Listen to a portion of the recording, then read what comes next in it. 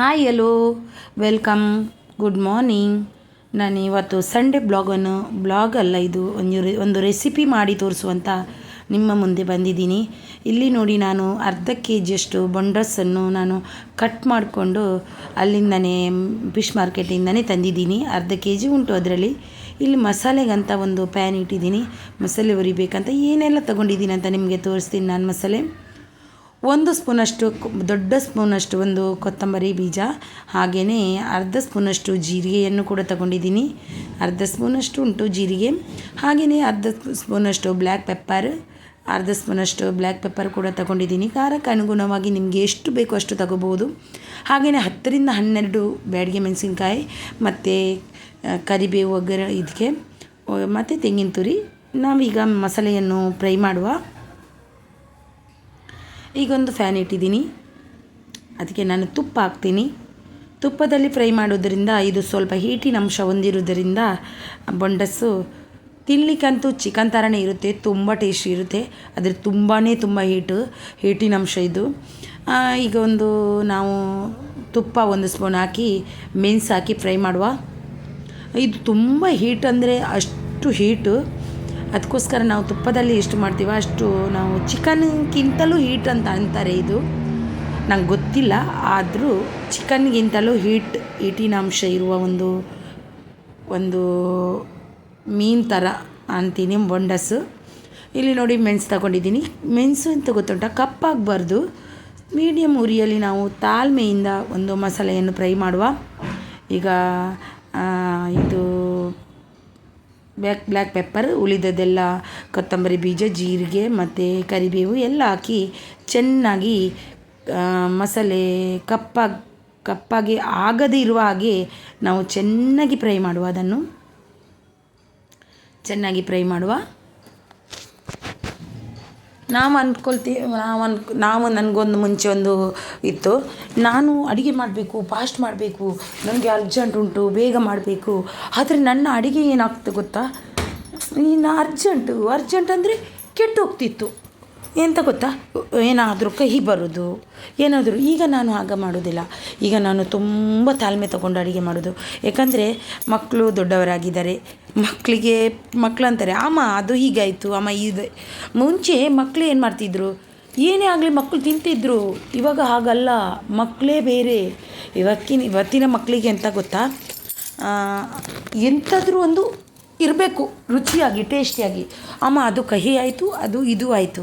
ಹಾಗೆ ನಾವು ಈಗ ತಾಳ್ಮೆಯಿಂದನೇ ಅಡುಗೆ ಮಾಡಬೇಕಾಗುತ್ತೆ. ನನ್ನ ಯಜಮಾನರು ಹೇಗಿದ್ದರೂ ತಿಂತಾರೆ, ಆದರೆ ನನ್ನ ಮಗ ಅಂತೂ, ದೊಡ್ಡ ಮಗ ತಿನ್ನೋದಿಲ್ಲ. ಕಹಿ ಆದರೆ ಕಹಿ ಆಯಿತು, ಖಾರ ಆದರೆ ಖಾರ ಆಯಿತು, ಉಪ್ಪಾದರೆ ಉಪ್ಪಾಯಿತು. ಹಾಗೆ ಅದಕ್ಕೆ ನಾನು ತಾಳ್ಮೆಯಿಂದನೇ ಅಡುಗೆ ಮಾಡೋದು. ಸ್ವಲ್ಪ ಉಪ್ಪು ಕಡಿಮೆ ಆದರೂ ಪರವಾಗಿಲ್ಲ ಮತ್ತೆ ಹಾಕುವ ಅಂತ, ಹಾಗೆಯೇ ಖಾರ ಕಡಿಮೆ ಆದರೂ ಪರವಾಗಿಲ್ಲ, ಮಕ್ಕಳಿಗೆ ಅಲ್ವಾ ಅಂತ ಮಾಡೋದು.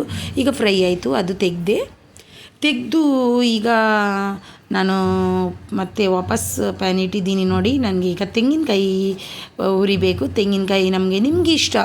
ನಿಮಗೆ ಒಂದು ವೇಳೆ ಅದರದ್ದು ಸುಕ್ಕ ಮಾಡುವಾಗ ಅದು ಜಾಸ್ತಿ ಬೇಕಾ, ನಿಮಗೆ ಗ್ರೇವಿ ಜಾಸ್ತಿ ಬೇಕಾ, ಅದಕ್ಕೆ ಜಾಸ್ತಿ ಹಾಕಿ ಪರವಾಗಿಲ್ಲ. ನನಗೆ ಸ್ವಲ್ಪ ಜಾಸ್ತಿಯೇ ಬೇಕಂತ ನಾನು, ಅಂದರೆ ಬೊಂಡಸ್ ಬೆಂದಾಗ ಸ್ವಲ್ಪ ಕಡಿಮೆನೇ ಇರುತ್ತೆ ಅದು ಬೆಂದಾಗ. ಎಷ್ಟು 1 ಕೆ ಜಿ ತಂದರೂ ಅರ್ಧ ಕೆ ಜಿ ಆಗುತ್ತೆ, ಪೂರ ನೀರು ಬಿಡುತ್ತೆ ಅದರಲ್ಲಿ. ಅದಕ್ಕೆ ಒಂದು ತೆಂಗಿನಕಾಯಿ ಇದು ಜಾಸ್ತಿ ಹಾಕಿದರೆ ತುಂಬ ರುಚಿಯಾಗಿರುತ್ತೆ, ಟೇಸ್ಟ್ ಆಗಿರುತ್ತೆ ಅಂತ ನಾನು ಸ್ವಲ್ಪ ಹಾಕಿದೆ. ನನ್ನ ಯಜಮಾನರು ಬೈತಾರೆ, ಹೆಚ್ಚು ತೆಂಗಿನಕಾಯಿ ಇಷ್ಟ ಇಲ್ಲ ಅವರಿಗೆ. ಹಾಗೆ ಇದಕ್ಕೆ ಸ್ವಲ್ಪ ಹಲ್ದಿ ಹಾಕಿ ಚೆನ್ನಾಗಿ ಮೀಡಿಯಮ್ ಉರಿಯಲ್ಲಿ ಫ್ರೈ ಮಾಡ್ತಾ ಮತ್ತು ಅದನ್ನು ಪುಡಿ ಮಾಡಿ ಒಂದು ಸುತ್ತು ತಿರುಗಿಸ್ಬೇಕು. ಇದನ್ನು ಮಾತ್ರ ನಾವು ಮಿಕ್ಸಿಯಲ್ಲಿ ಒಂದೇ ಒಂದು ಸುತ್ತು ತಿರುಗಿಸಿ ಆಮೇಲೆ ನಾವು ಇದಕ್ಕೆ ಹಾಕಬೇಕು ಸುಕ್ಕಕ್ಕೆ. ಹಾಗೆ ಒಂದು ಸುತ್ತು ತಿರುಗಿಸಿದರೆ ಆಯಿತು. ಚೆನ್ನಾಗಿ ಫ್ರೈ ಮಾಡುವ. ನೀನು ಸ್ವಲ್ಪ ತೆಂಗಿನಕಾಯಿ ಕಡಿಮೆ ಆಯ್ತು ಅಂತ ಅನ್ಕೋತೀನಿ, ಆದರೂ ಮತ್ತೆ ವಾಪಸ್ ಚೂರು ಹಾಕಲಿಕ್ಕೆ ಹೋಗ್ತೀನಿ ನಾನು. ಅಂದರೆ ಮತ್ತು ನನ್ನ ಯಜಮಾನರು ಅಂತಾರೆ, ಇಷ್ಟು ಚೂರು ಮಾಡಿದ್ಯಾ. ಅವ್ರಿಗೆಂತ ಗೊತ್ತುಂಟ, ತೆಂಗಿನಕಾಯಿಯೂ ಕಡಿಮೆ ಹಾಕಬೇಕು ಮತ್ತು ಇದು ಗ್ರೇವಿ ಜಾಸ್ತಿ ಆಗಬೇಕು. ಅದು ಹೇಗಂತ ನನಗೆ ಗೊತ್ತಾಗುತ್ತಿಲ್ಲ ಒಮ್ಮೊಮ್ಮೆ. ಹಾಗೆ ನಾನು ಸ್ವಲ್ಪ ಹಾಕಿದೆ ತೆಂಗಿನಕಾಯಿ ಹುರಿದಾದ್ಮೇಲೆ ಒಂದು ಬಾಣಲೆಯನ್ನು ಇಟ್ಟು ಅದು ತೆಂಗಿನಕಾಯಿ ಆಲ್ರೆಡಿ ಆಯಿತು, ಚೆನ್ನಾಗಿ ಹುರಿದಿದೆ ನೋಡಿ, ಇದಾಯಿತು. ಇದು ಕೂಡ ಆಯಿತು. ಇದನ್ನು ಚೆನ್ನಾಗಿ ಹುಡಿ ಮಾಡುವ. ಹಾಗೆಯೇ ಇದು ಬೊಂಡಸ್ಗೆ ಇದು ತೆಂಗಿನಕಾಯಿ ಒಂದು ಸುತ್ತು ತಿರುಗಿಸುವ. ಈಗ ಬಾಣಲೆ ಇಟ್ಟಿದ್ದೀನಿ. ಇದು ಬೊಂಡಸನ್ನು ಒಗ್ಗರಣೆ ಇಡುವ. ತುಪ್ಪ ಹಾಕ್ತೀನಿ, 1 ಸ್ಪೂನಷ್ಟು ತುಪ್ಪ, 1 ಸ್ಪೂನಷ್ಟು ಎಣ್ಣೆಯನ್ನು ಹಾಕಿ ಬೇಯಲಿಕ್ಕೆ ಬಿಡುವ. ಸ್ವಲ್ಪ ಎಣ್ಣೆ ಹಾಕಿ ಬೇಯಲಿಕ್ಕೆ ಬಿಡುವ. ಈರುಳ್ಳಿ ಒಂದು 2 ಗಡ್ಡೆ, ಸಣ್ಣ ಸೈಜಿದ್ದು 2 ಗಡ್ಡೆ ಈರುಳ್ಳಿ ಹಾಕ್ತೀನಿ, ಹೆಚ್ಚು ಬೇಡ. ಸಣ್ಣ ಸೈಜಿದ್ದು 2 ಗಡ್ಡೆ ಈರುಳ್ಳಿ ಹಾಕಿ ಫ್ರೈ ಮಾಡುವ. ಒಂದು ಸಣ್ಣ 2 ಗಡ್ಡೆ ಈರುಳ್ಳಿ ಸಾಕು, ಹೆಚ್ಚು ಹಾಕಿದರೆ ಸಿಹಿ ಥರ ಬರುತ್ತೆ ಅದು. ಇಲ್ಲಿ ಈ ಕಡೆ ತೆಂಗಿನಕಾಯಿ ತುರಿಯೂ ಹಾಕ್ತೀವಿ, ಈ ಕಡೆ ತುಂಬಾ ಈರುಳ್ಳಿ ಹಾಕಿದರೆ ಅದು ಒಂಥರ ಸಿಹಿ ಅಂತ ಅನ್ಕೋಬೋದು, ಅಷ್ಟು ಇದು ಆಗುತ್ತೆ. ಅದಕ್ಕೆ ಹೆಚ್ಚು ಈರುಳ್ಳಿ ಹಾಕಿದರೆ ಮೀನಿಗೆ ಏನಂತಕ್ಕೋ, ಚಿಕನ್ಗೆ ಆಗಲಿ ಎಂಥದಕ್ಕೋ ಹೆಚ್ಚು ಈರುಳ್ಳಿ ಹಾಕಿದರೆ ಏನು ಒಂದೇ ಪ್ರಾಬ್ಲಮ್ ಇಷ್ಟೇ, ಅದು ಒಂಥರ ಸಿಹಿ ಥರ ಆಗುತ್ತೆ, ತಿನ್ನಲಿಕ್ಕೆ ಅಷ್ಟು ಮಜಾ ಬರೋದಿಲ್ಲ ಅಂತ. ಸ್ವಲ್ಪ ಈರುಳ್ಳಿ ಹಾಕಿದ್ರೇ ಯಾವತ್ತೂ ಚೆನ್ನಾಗಿ ತಿನ್ನಲಿಕ್ಕೂ ಚೆನ್ನಾಗಾಗುತ್ತೆ. ಹಾಗೆ ನನ್ನ ಇದು ಹಾಗೆ ಇರುತ್ತೆ. ಹಾಗೆ ಇಲ್ಲಿ ಚೆನ್ನಾಗಿ ಫ್ರೈ ಮಾಡ್ತಾಯಿದ್ದೀನಿ. ಈರುಳ್ಳಿ ನನಗೆ ತಾಳ್ಮೆನೇ ಇಲ್ಲ ಈರುಳ್ಳಿ ಫ್ರೈ ಮಾಡುವಾಗ. ಒಂದು ನಿಜವಾಗ್ಲೂ ಅಂತೀನಿ, ಒಂದು ತಾಳ್ಮೆ ಇಟ್ಕೊಂಡು ಒಂದು ಈರುಳ್ಳಿ ಫ್ರೈ ಮಾಡುವಾಗ, ಒಂದು ಮಸಾಲೆ ಫ್ರೈ ಮಾಡುವಾಗ ತಾಳ್ಮೆ ಇರಬೇಕು. ಯಾಕಂದರೆ ಇಲ್ಲಿ ನನಗೆ ತಾಳ್ಮೆನೇ ಇಲ್ಲ, ಬೇಗ ಆಗಬೇಕು ಅಂತ. ಇಲ್ಲಿ ನೋಡಿ ಇಷ್ಟು ಸಾಕು, ಬಾಡಿದರೆ ಸಾಕು. ಈರುಳ್ಳಿ ಸ್ವಲ್ಪ ತಿನ್ನಲಿಕ್ಕೆ ಸಿಕ್ಕಿದ್ರೇ ರುಚಿ ಅದು ಅಲ್ವಾ, ಮತ್ತು ಇದರಲ್ಲಿ ಬೇಯುತ್ತೆ ಅಲ್ವಾ. ನೋಡಿ ಈಗ ನಾನು ಬೊಂಡಸ್ ಹಾಕ್ತೀನಿ. ಬೊಂಡಸ್ ಎಲ್ಲ ಕ್ಲೀನ್ ಮಾಡಿ ತಂದಿದ್ದು ಕೊಟ್ಟಿದ್ದರು ಅವರು, ಫೋಟೋ ತೆಗೆದುಕೊಂಡು ಬಂದಿದ್ದೀನಿ ಅಲ್ಲಿಂದನೇ. ಯಾಕಂದರೆ ನನಗೆ ತಮ್ಲೈನ್ ಮಾಡಲಿಕ್ಕೆ ಬೇಕಾಗುತ್ತೆ ಅನ್ನುವ ಕಾರಣಕ್ಕಾಗಿ ಫೋಟೋ ತೆಗೆದುಕೊಂಡು ಬಂದಿದ್ದೀನಿ. ಅಲ್ಲೇ ರೆಡಿ ಮಾಡಿ ಕೊಟ್ಟಿದ್ದಾರಲ್ವ, ಅದಕ್ಕೆ ನಾನು ಮೀನು ಮಾರ್ಕೆಟ್ ಯಾಕೆ ತೋರಿಸಲ್ಲ ಗೊತ್ತಾ, ತುಂಬ ದೊಡ್ಡ ಮಾರ್ಕೆಟ್ ಅದು, ನನಗೆ ಸರಿಯಾಗಲ್ಲ ವೀಡಿಯೋ ಮಾಡಲಿಕ್ಕೆ. ಅದಕ್ಕೆ ನಾನು ಮೀನು ಮಾರ್ಕೆಟಿದ್ದು ವೀಡಿಯೋನೂ ಮಾಡಲ್ಲ. ನೋಡಿ ಇದು ಚೆನ್ನಾಗಿ ಇದು ಮಾಡಿ ಉಪ್ಪು ಹಾಕಿ ನಾವು ಬೇಯಲಿಕ್ಕೆ ಬಿಡುವ. ಅದು ಬೆಂದು ನೀರೆಲ್ಲ ಬಿಡುತ್ತೆ ನೋಡಿ. ಈಗ ಇಷ್ಟು ಚೂರು ಆಗುತ್ತೆ, ಇಷ್ಟು ಇದ್ದದ್ದು.